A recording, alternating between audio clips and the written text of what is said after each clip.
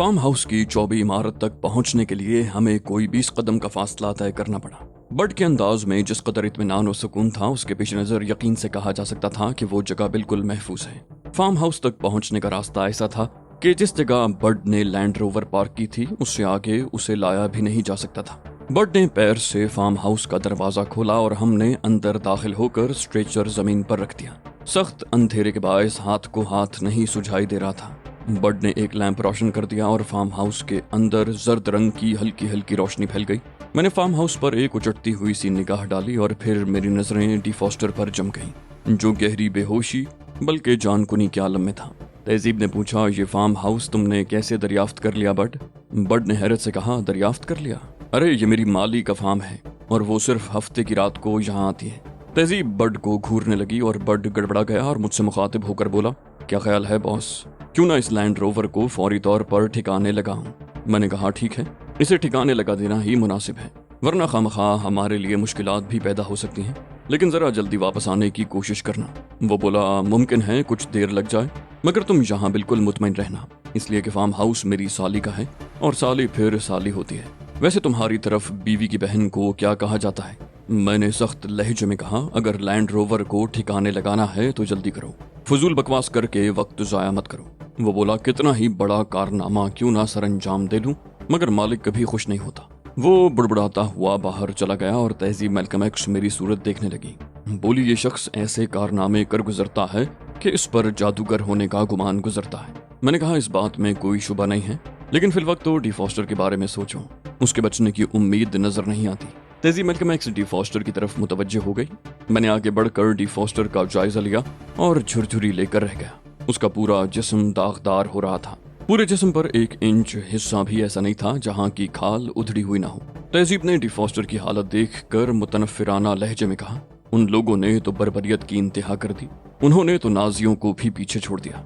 मैंने कहा, तुम ठीक कह रहे हो तहजीब, एक कमजोर और नातवा बूढ़े पर इस कदर तशद्दुद करना वाकई सफ़ाकी और संगदिली की इंतहा को जाहिर करता है। वो बोली, और ये सब कुछ उन्होंने वो मोहलक फार्मूले हासिल करने के लिए किया है जो बनी नौ इंसान पर तबाही लाने के लिए बनाए गए हैं। मैंने तवील सांस लेकर कहा, अब अगर डी फॉस्टर को होश आ जाए तो ये एक हैरान कुन बात होगी, वरना मुझे तो यही खदशा है कि इसकी बेहोशी किसी भी वक्त मौत में तब्दील हो जाएगी। तहजीब बोली, क्या ख्याल है? डी फॉस्टर ने उन्हें फार्मूलों के मुताल्लिक बता दिया होगा। मैंने कहा, यकीन से कुछ नहीं कहा जा सकता तहजीब, लेकिन डी फॉस्टर की हालत देखकर तो यही कहा जा सकता है कि उसने जबान नहीं खोली होगी। तहजीब बोली, ये बहुत बड़ी बात है अली, डी फॉस्टर के बारे में कोई नहीं कह सकता कि ये शख्स मामूली सा तशद्दुद भी झेल सकेगा। मैंने कहा, बाज़ जज्बे ऐसे होते हैं जो इंसान से नामुमकिन काम भी करवा देते हैं। तहजीब बोली, लेकिन तुमने तो ख्याल जाहिर किया था कि फार्मूले डी फॉस्टर ने अपने पास ही छुपा रखे हैं। तुमने अपने इस ख्याल के हक में दलाइल भी दिए थे। मैंने कहा, हाँ मुझे याद है, और अपने इन्हीं दलाइल की रोशनी में मैं अब भी अपने ख्याल पर कायम हूँ। डी फॉस्टर एक साइंसदान है और ये काम इसके लिए ज्यादा मुश्किल नहीं है। तहजीब ने संजीदगी से कहा, इसके मुकाबले पर सीक्रेट एजेंट थे, अगर फार्मूले डी फॉस्टर के पास होते तो उन लोगों ने बरामद कर लिए होते। मैंने कहा, मुमकिन है वो लोग फार्मूले बरामद कर भी चुके हों, हमें क्या मालूम। तहजीब ने नफी में सर हिलाया। बोली, नहीं, अगर फार्मूले उनके हाथ लग जाते तो वो डी फॉस्टर पर तशद्दुद करके कभी अपना वक्त जाया न करते, बल्कि मुमकिन है वो इसे शूट ही कर देते। मैंने तारीफी अंदाज में कहा, बहुत जानदार दलील है, ना तो मैं इसे मुस्तरद कर सकता हूँ और ना ही रद्द कर सकता हूँ। वो बोली, अगर मेरी दलील इतनी ही जानदार है तो तुम इसे कबूल क्यों नहीं कर लेते? मैंने कहा, मैं इनकार कब कर रहा हूँ, लेकिन अगर किसी सूरत डी फॉस्टर होश में आ जाए तो।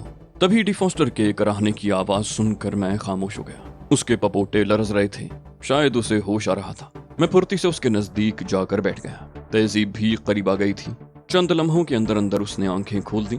उसके जिस्म की बोटी बोटी लरज रही थी और उसकी आंखों में नमी थी। उसकी डूबती हुई सी आवाज उभरी, मैं कहाँ हूँ? मैंने उस पर झुकते हुए कहा, तुम महफूज हो डी फॉस्टर, अब दुश्मन हमारी गर्द को भी नहीं पहुंच सकता। डी फॉस्टर कराहने लगा। उन्होंने फार्मूलों के लिए मेरी खाल उधेड़ दी।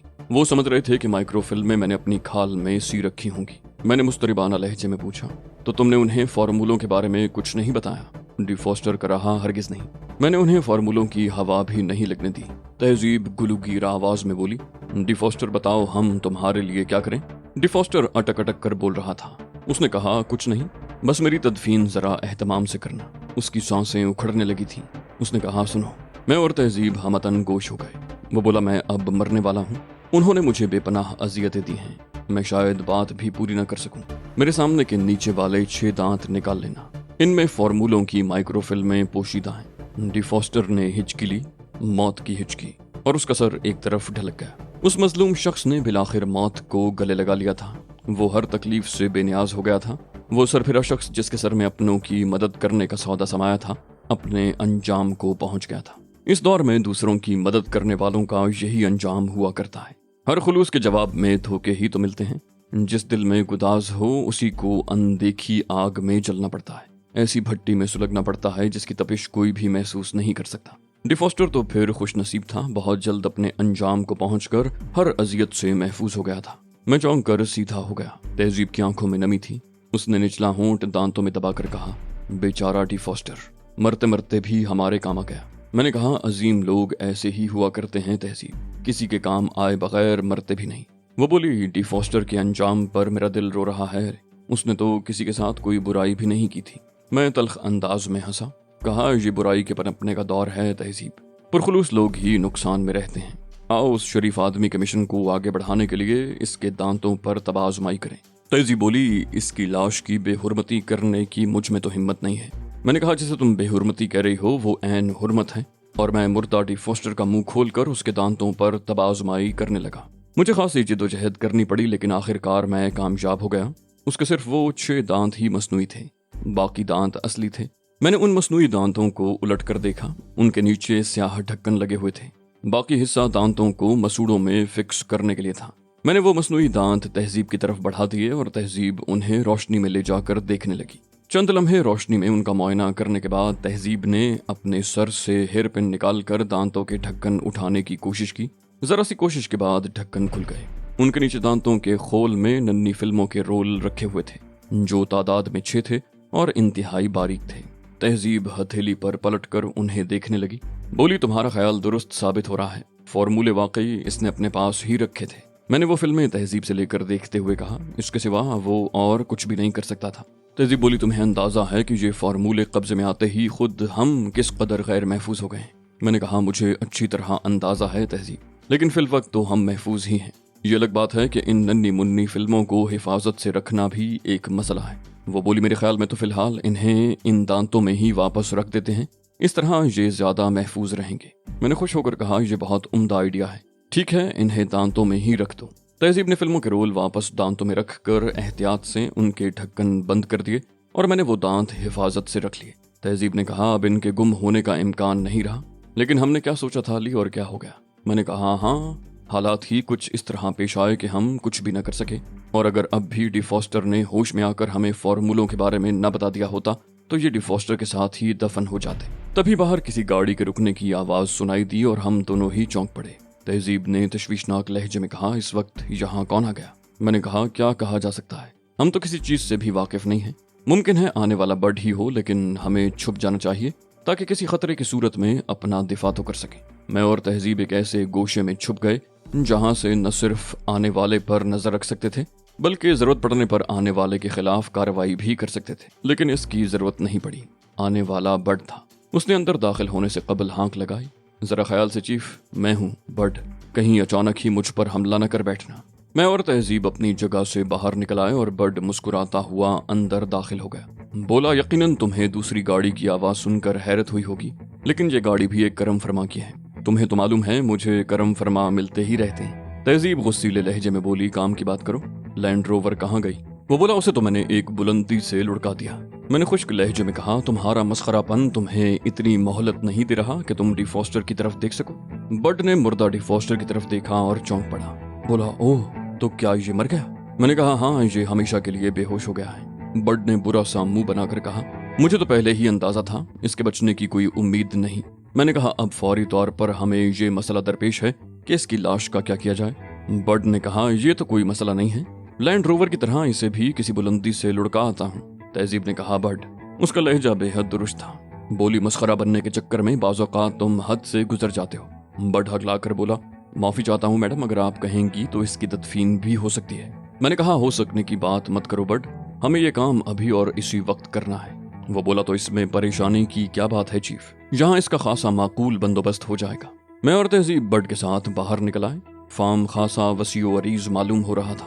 मैंने उसके बारे में बट से सवाल किया तो उसने कहा, ये तो मुझे भी नहीं मालूम कि ये फार्म किसकी मिल्कियत है, बस इतना जानता हूँ कि ये वीरान और गैर आबाद पड़ा था, मैंने इसे आबाद कर दिया। तहजीब के माथे पर शिकने पड़ गईं। उसने बड़े खराब लहजे में कहा, और वो तुम्हारी महबूबा? बट ने सर खुजाते हुए कहा, कौन सी वाली महबूबा की बात कर रही हैं मैडम? महबूबा का नंबर बताइए। नंबर याद ना हो तो ये बताइए कि आप किस वक्त की बात कर रही हैं। तहजीब ने होंठ भींच कर पूछा, इससे क्या होगा? वो बोला, मैं कम से कम याद तो कर सकूंगा कि उस अरसे में मेरी महबूबा कौन थी। यहाँ महबूबाओं की तादाद इस कदर बढ़ चुकी है कि अब सिर्फ महबूबा कह देने से काम नहीं चल सकता। मालूम नहीं आप किसकी तरफ इशारा कर रही हैं। तहजीब आपे से बाहर हो गई। बोली, बकवास मत करो और डिफॉस्टर की तदफीन का इंतजाम करो। बड बुड़बुड़ाया, बोला, ये कहाँ का इंसाफ है? खुद ही सवाल करती हैं, जवाब दो तो कहती हैं बकवास मत करो। तहजीब ने सर्द लहजे में कहा, तुमने सुना नहीं मैंने तुमसे क्या कहा? बड ने झल्लाए हुए अंदाज में कहा, सुन लिया है, और कुदाल संभाल कर एक नरम गोशे की खुदाई शुरू कर दी। जमीन नरम होने की वजह से कब्र तैयार करने में ज्यादा दुश्वारी नहीं हुई।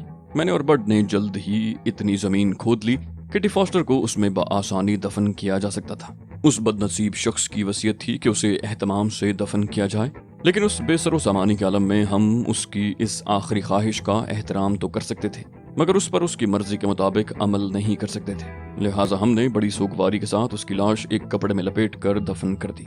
बड भी संजीदा हो गया था। उसे अंदाजा हो गया था कि डिफॉस्टर की मौत पर मैं और तहजीब बहुत अफसरदा हैं। उसे कुछ भी मालूम तो नहीं था, और हम इस बात से लाइल्म थे कि वो अचानक कहाँ से आ कूदा। डिफॉस्टर की तदफीन के बाद मैंने बड से पूछा, तुम इस बात से कैसे वाकिफ हो गए बड कि हम लोगों को कहाँ कैद किया गया है? उसने अकड़ कर कहा, ये तो बिजनेस सीक्रेट है बॉस, और अगर यही बता दिया तो फिर बाकी क्या बचेगा? मैंने उसकी गुद्दी पकड़ ली। कहा, अगर मुझसे बकवास की तो कोई हड्डी तोड़वा बैठोगे। बड ने अपनी गुद्दी मेरी गिरफ्त से छुड़ाने की कोशिश करते हुए कहा, अरे अरे ये क्या कर रहे हो? ये बड़ी नाजुक गुद्दी है और बहुत सी महबूबाओं की अमानत है। मैंने उसकी गुद्दी पर दबाव बढ़ा दिया। कहा, मुझे मालूम है तुम शराफत से नहीं मानोगे। बड बुरी तरह मचला, बोला, हाय मैं मरा। अरे बताता हूँ, मेरी गुद्दी तो छोड़ो। मैंने उसकी गुद्दी छोड़ दी। तहजीब हंस रही थी। उसने बड से कहा, तुम इसी तरह ठीक रहते हो। बड अपनी गुद्दी सहलाता हुआ बुरे बुरे से मुंह बना रहा था। फिर बोला, एक तो तुम लोग बड को किंग एटलस के कैंप में तन्हा छोड़कर चले गए, और अब तुम्हें इतनी मुश्किल से ढूंढा है तो ये सलूक कर रहे हो। मैंने कहा, हमें एहसास है कि तुम्हारे साथ ज्यादती हुई थी, लेकिन हमें इतना मौका ही नहीं मिल सका कि तुम्हें कुछ बता पाते। तहजीब बोली, और मुझे तो यकीन था कि हम चाहे जहां भी पहुंच जाएं, तुम्हारी नजरों से पोशीदा नहीं रह सकते। तुम हमें ढूंढते हुए हम तक जरूर पहुंच जाओगे। बड ने मुंह बनाकर कहा, इस भरी पूरी दुनिया में मक्खन लगाने के लिए एक बड ही तो रह गया है। मैंने बड को घूरा। कहा, तुम फिर पटड़ी से उतर रहे हो। मैंने तुमसे पूछा था कि तुम हम तक किस तरह पहुंचे। बड ने संभल कर कहा, ओह हाँ, जब तुम दोनों किंग एटलस के कैंप से अचानक गायब हो गए तो मैंने तुम्हारी तलाश शुरू कर दी, लेकिन बड बेचारे को कोई कुछ बताने के लिए तैयार नहीं था। थक हार कर मैंने उन दोनों अफराद को ताका जिनके बारे में मैंने तुम्हें बताया था कि वो तुम्हें कत्ल करने के मंसूबे बना रहे थे। मैं छुपकर उनकी गुफ्तगू सुनने में कामयाब हो गया, और उन्हीं से मुझे मालूम हुआ कि तुम रोडेल्बो के कैंप की तरफ जाते देखे गए हो। बड के लिए इतनी मालूमात बहुत थी। ये कहकर वो खामोश हो गया। तहजीब ने बड को टोका। बोली, फिर तुम वहां से रोडेल्बो के कैंप पहुंच गए? वो बोला, हाँ, और वहां पहुंचकर मालूम हुआ कि तुम लोग वहां से भी निकल गए हो, लेकिन इत्तेफाक से वहां मुझे बाज लोगों पर शुबा हुआ और मैं खुद को जरूरतमंद जाहिर करके उनके साथ शामिल हो गया। मेरा शुबा दुरुस्त निकला। वो रूसी एजेंट थे और उनका ताल्लुक केजीबी से था। मैं उनके साथ ड्राइवर की हैसियत से शामिल हुआ। तुम्हें तो मालूम ही है कि ये लोग मकामी लोगों की मदद से काम कर रहे हैं। मुझे भी उन्होंने अपने लिए बेजरर समझकर अपने साथ शामिल कर लिया। इस तरह मैं उस इमारत तक पहुंच गया जहां तुम लोग फ्रांसीसी एजेंटों की कैद में थे। तहजीब ने पुरख्याल लहजे में कहा, ओह, तो उस इमारत पर रूसी एजेंटों ने छापा मारा था। मैंने कहा, लेकिन उन बेचारों को कुछ भी नहीं मिला, इसलिए कि सारा माल तो बड ले उड़ा। तहजीब तारीफी लहजे में बोली, यही तो बड का कमाल है। बेजरर दिखाई देने के बावजूद ये बड़ बड़ों के कान कुतर जाता है। मैंने कहा, बड की जादूगरी पर तो हमें पहले ही यकीन था, और अब तो बड ने इसका सबूत भी दे दिया है। बड बड़े गौर से मुझे देखने लगा। बोला, तुम बड पर तंज तो नहीं कर रहे हो चीफ? मैंने कहा, हरगिज नहीं, मैं तो बड़े खुलूस से तुम्हारी तारीफ कर रहा हूँ। वो बोला, देखो चीफ, बड ने पहले भी तुमसे कहा था कि वो दुनिया में किसी का भी मुलाजिम नहीं है, इसलिए कि वो न तो किसी को खुद से ज्यादा ज़हीन तस्लीम करता है और ना ही किसी को अपने से ज्यादा पुरकशिश समझता है, लेकिन अकीदत के रिश्ते बहुत मजबूत होते हैं। میں نے تم سے یہی رشتہ قائم کیا تھا جو اب بھی پہلے ہی کی طرح قائم ہے، لیکن افسوس کہ یہ رشتہ یک طرفہ ہے۔ میں نے ہنسی ضبط کرتے ہوئے کہا، بہت سے رشتے یک طرفہ ہی ہوتے ہیں بٹ۔ وہ سنجیدگی سے بولا، میں جانتا ہوں چیف، صرف وہی رشتے یک طرفہ ہوتے ہیں جہاں ایک فریق وفور جذبات میں اظہار کر بیٹھتا ہے۔ میں نے حیرت سے کہا، اوہو، آج تو بڑی فلسفیانہ گفتگو کر رہے ہو۔ وہ بولا، تم جو چاہو کہو، لیکن حقیقت وہی ہے جو میں نے کہی۔ وہ لوگ بڑے خوش قسمت ہوتے ہیں جو کسی کی بے غرض چاہت کی ناقدری نہیں کرتے، لیکن ہوتا یہ ہے کہ جہاں ایک فریق نے اپنے جذبات کا اظہار کیا، دوسرے فریق نے اسے اپنا حق سمجھ لیا اور اس سے ناجائز فائدے اٹھانا شروع کر دیے۔ میں نے کہا، لیکن برڈ، جذبہ تو ایک فطری چیز ہے، اسے بالارادہ تو نہیں پیدا کیا جا سکتا۔ وہ بولا، مجھے معلوم ہے چیف، میں تمہیں چاہتا ہوں تو ضروری نہیں ہے کہ تم بھی مجھے چاہو، نہ ہی میں تم پر وہ جذبات مسلط کر سکتا ہوں جو میرے تمہارے لیے ہیں، لیکن تم کم از کم برڈ کی قدر تو کر سکتے ہو، اس کے جذبات کا احترام تو کر سکتے ہو۔ تم نے لاتعداد مرتبہ مجھ سے جان چھڑانے کی کوشش کی، مجھے نظر انداز کیا تاکہ مجھ سے پیچھا چھڑا سکو، لیکن ابھی میرے صبر کا پیمانہ لبریز نہیں ہوا ہے۔ جس روز میری قوت برداشت جواب دے گئی، اس روز میں خود تمہیں چھوڑ دوں گا، ہمیشہ کے لیے۔ میں نے کہا، تم تو شکایات کے دفتر کھول کر بیٹھ گئے۔ وہ بولا، میں تو تمہیں بتا رہا تھا چیف، میرا کام صرف بتانا ہے، شکایت کرنا نہیں۔ تہذیب نے کہا، جو تفصیلات تم نے بتائی ہیں ان سے اندازہ ہوتا ہے کہ اتفاقات نے تمہیں اس عمارت تک پہنچا دیا جہاں ہم قید تھے۔ برڈ نے آنکھیں پھاڑ کر تہذیب کو دیکھا، بولا، اتفاقات؟ اگر آپ اسی پر مصر ہیں تو یہی صحیح، ورنہ حقیقت تو یہ ہے کہ میں نے بہت محنت کی تھی۔ تہذیب ہنس پڑی، بولی، تم نے جو کارنامہ انجام دیا ہے برڈ، وہ ہمارے تمام کارناموں پر بھاری ہے۔ برڈ نے اکڑ کر کہا، برڈ ایسے کارنامے انجام دینے کا ماہر ہے میڈم۔ تہذیب بولی، یوں تو ایسے بے شمار مواقع آئے جب ہمیں تمہارا شکریہ ادا کرنا چاہیے تھا، لیکن آج۔ برڈ نے بے صبری سے ہاتھ اٹھا کر تہذیب کی بات کاٹ دی، بولا، ایک منٹ میڈم، ایک منٹ۔ شکریہ صرف وہ لوگ قبول کرتے ہیں جن کے پاس کرنے کے لیے کوئی کام نہیں ہوتا۔ تہذیب نے حیرت سے کہا، کیا مطلب؟ تم کیا کہنا چاہتے ہو؟ برڈ نے کہا، خالی شکریہ ادا کرنے سے کام نہیں چلے گا میڈم، میں انعام کا مستحق ہوں۔ تہذیب بولی، جو کارنامہ تم نے انجام دیا ہے اس کے پیش نظر تمہیں بڑے سے بڑے انعام سے نوازا جا سکتا ہے، مانگو، کیا مانگتے ہو؟ برڈ بولا، آپ اور آپ کے وہ اگر مجھے 5 عشق کرنے کی اجازت دے دیں تو میرا حساب کتاب برابر ہو جائے۔ 5 عشق زیادہ تو نہیں ہے نا چیف؟ مجھے اس کی بات پر ہنسی آ گئی اور میں نے تہذیب کی طرف دیکھا۔ تہذیب بڑے فراخ دلانہ انداز میں کہہ رہی تھی، تمہیں 5 عشق کرنے کی اجازت ہے برڈ، اور اس کے علاوہ ایک میری طرف سے انعام۔ برڈ نے دانت نکال دیے، بولا، شکریہ میڈم، شکریہ، آپ بڑی فراخ دل خاتون ہیں۔ تہذیب نے مزید نوید سنائی، بولی، اور اس کے علاوہ ایک عشق علی کی طرف سے بھی انعام۔ برڈ لہرانے لگا، بولا، اوہ، میں کہیں بے ہوش نہ ہو جاؤں۔ 7 عشق؟ میں نے گھونسا تان کر کہا، ہوش میں آ جاؤ برڈ، کہیں ایسا نہ ہو کہ میں تم سے عشق شروع کر دوں۔ برڈ سنبھل گیا، بولا، نہیں چیف، یقین کرو یہ میرے لیے بہت بڑی خوشخبری ہے۔ میں نے کہا، خوشخبری کے بچے، رات گزرتی جا رہی ہے، قبل اس کے کہ صبح ہو ہمیں کچھ دیر سو بھی لینا چاہیے۔ وہ بولا، اوہ ہاں، معاف کرنا چیف، مجھے خیال نہیں رہا، واقعی اب ہمیں سونے کی فکر کرنی چاہیے۔ تہذیب نے برڈ سے پوچھا، تمہارے پاس کوئی پستول وغیرہ بھی موجود ہے؟ برڈ نے کہا، ابھی لا کر دیتا ہوں، اور وہ تیزی سے باہر نکل گیا۔ ذرا ہی دیر بعد وہ واپس آیا تو اس کے پاس 2 عدد ہلکی لیکن نفیس ساخت کی سٹین گنیں موجود تھیں۔ اس نے وہ سٹین گنیں ہم دونوں کی طرف بڑھا دی، بولا، آپ دونوں یہ سٹین گنیں رکھ لیں، شاید ان کی ضرورت پڑ جائے۔ تہذیب نے تعجب سے پوچھا، یہ سٹین گنیں تمہارے پاس کہاں سے آئیں؟ وہ بولا، روسیوں کی سوغات ہے، لینڈ روور سے برآمد ہوئی ہیں۔ پوری 5 سٹین گنیں تھیں، دستی بم اس کے علاوہ تھے۔ میں نے 3 سٹین گنیں نکال لیں اور 2 سٹین گنیں اور دستی بم لینڈ روور کے ساتھ ہی ضائع کر دیے، اس لیے کہ ہم لوگ اتنے زیادہ ہنگامی بھی نہیں تھے۔ میں نے بٹ کو غور سے دیکھتے ہوئے پوچھا، لینڈ روور میں سے اور کیا کیا برآمد ہوا؟ وہ مجھ سے نظریں چرانے لگا، بولا، بتا تو دیا، اس کے علاوہ اور کیا برآمد ہوتا؟ میں نے کہا، اڑنے کی کوشش مت کرو برڈ، تم مجھ سے جھوٹ نہیں بول سکتے۔ برڈ نے ایک طویل سانس لی، بولا، شاید ½ کلو کے قریب ہیروئن اور کچھ نقد رقم بھی ہاتھ لگی، لیکن میں اس کا حساب نہیں دوں گا، بس کام بن ہی جاتا ہے چیف، کسی نہ کسی طرح۔ خیر، اب تم لوگ آرام کرو۔ میں نے کہا، اور تم کہاں جا رہے ہو؟ بولا، میں شریف آدمی ہوں چیف، دوستوں کا حساب دل میں رکھتا ہوں، اب تم خود بتاؤ کہ ان حالات میں میرا یہاں رکنا مناسب ہے۔ میں نے حیرت سے کہا، کن حالات میں؟ مجھے تو کوئی غیر معمولی بات نظر نہیں آتی۔ وہ بولا، ظاہر ہے تم خود تو منہ سے نہیں کہو گے، لیکن ایک اچھے میزبان کی حیثیت سے تمہارا خیال رکھنا میرا فرض ہے۔ میں نے غصیلے لہجے میں کہا، کہیں تم کار میں سونے کا ارادہ تو نہیں رکھتے؟ میں اس کا مطلب سمجھ گیا تھا۔ برڈ نے معنی خیز لہجے میں کہا، تم سمجھدار آدمی ہو چیف، میں یہاں رہ کر تم دونوں کی تنہائی میں مخل نہیں ہونا چاہتا، اس لیے बर्ड जुमला अधूरा छोड़कर बाहर निकल गया। उसे अंदाजा हो गया था कि अगर वो फौरन ही बाहर न निकल गया तो उसे मेरी तरफ से किसी जारहाना कार्रवाई का सामना करना पड़ेगा। तहजीब ने झेंपे हुए अंदाज में कहा, बहुत बेहुदा आदमी है। मैंने शरारत आमेज लहजे में कहा, बेहुदा या समझदार? तहजीब बोली, बकवास मत करो, अब तुम भी वैसी ही बातें करोगे। मैंने कहा, बर्ड अगर ये सब कुछ न करता तो क्या हमें रिहाई नसीब हो सकती थी? उसे समझदार कहकर मैंने कौन सी ज्यादती कर दी? तहजीब बोली, अगर डी फोस्टर हमें बताए बगैर मर जाता तो क्या अमरीकी फार्मूलों का राज इसके साथ ही दफन न हो जाता? फ्रांसीसी उसका पूरा जिस्म उधेड़ने के बावजूद फार्मूले बरामद नहीं कर सके थे।